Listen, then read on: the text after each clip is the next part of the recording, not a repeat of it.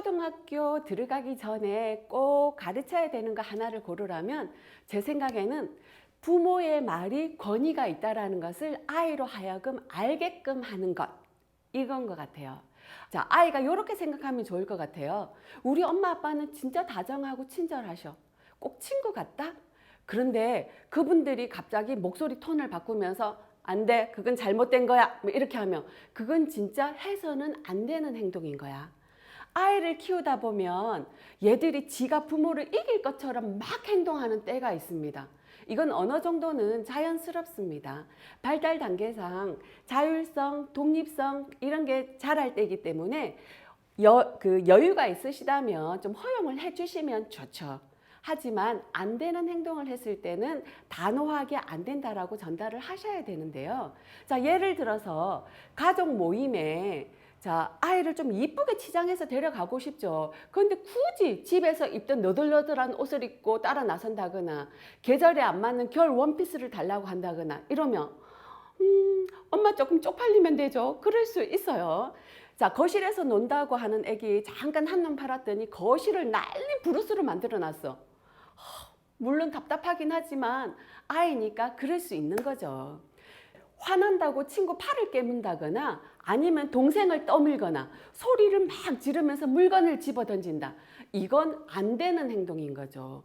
안 되는 행동을 했을 때는 아이를 딱 잡고 눈을 마주 보고 그리고 이때 막 소리를 지르면 아이가 공포를 느끼잖아요. 소리를 지르기보다는 오히려 좀 단호한 목소리로 전달을 하셔야 됩니다. 지금 네 행동은 옳지 않아. 잘못됐어.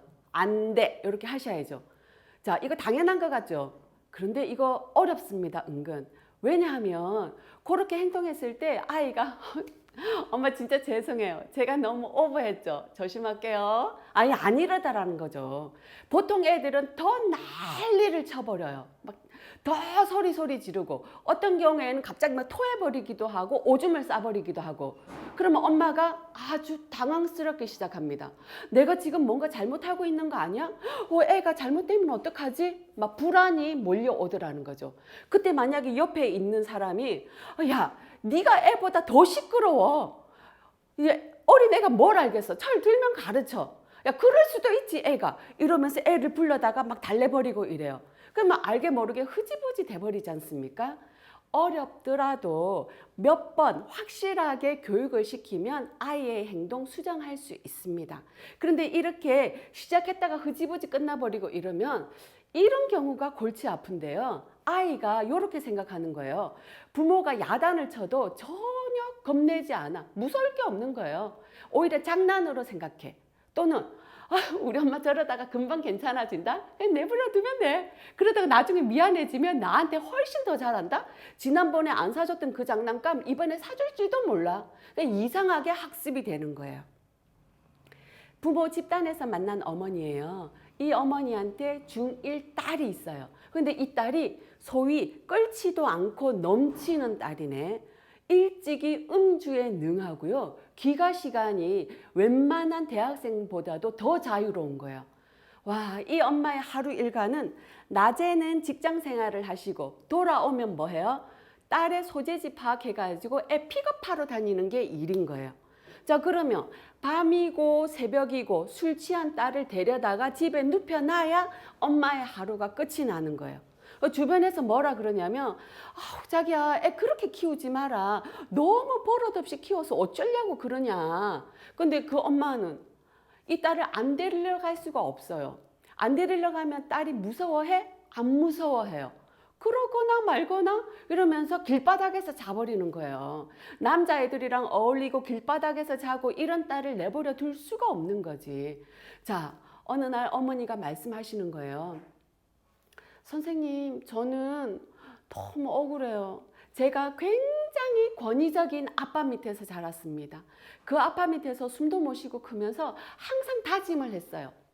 나는 친구 같은 부모가 될 거야. 저렇게 권위적인 부모가 되지 않을 거야. 저는 딸 하나를 키우면서 선생님 언제나 다정하게 하려고 애를 썼고 큰 소리 한 번 안 내고 그렇게 키웠는데 지금 제가 너무 힘들어요. 이런 거. 그 엄마가 사랑스러운 마음으로 자녀를 잘 키우려고 하긴 했으나 크게 잘못한 게 하나가 있어요. 혹시 눈치채셨어요? 큰 소리 한 번 내지 않고. 자, 아이를 키우면서 큰 소리를 내라 이 말은 아니에요. 하지만 기본적으로 아기들은 자기중심적입니다. 이 자기중심적인 아이를 사회적인 아이로 훈육하기 위해서는 단호함이 필요해요. 친절한 게 언제나 다 통하는 건 아니더라는 거죠. 자, 이게 결정적인 시기가 있습니다. 중학생 딸은 엄마가 아무리 그렇게 말을 한들 무서워하지를 않아요. 자, 제가 봤을 때는 초등학교 들어가기 전이 정말 결정적인 시기, 좋은 때더라는 거죠. 강아지 좋아하시죠? 강아지는 아침 저녁으로 밥 먹여주고 쓰다듬어주고 놀아주고 이러면 와, 저분이 밤낮으로 나를 돌보는 걸 보니까 우리 주인님인가 보다 생각한대요. 고양이는요? 고양이는 아침 저녁으로 밥 먹여주고 놀아주고 쓰다듬어주고 이러면 와, 저 사람이 밤낮으로 나를 돌보는 걸 보니 내가 제 주인인가 보다 생각을 한다는 거예요. 아, 고양이 흉보는 건 절대 아닙니다.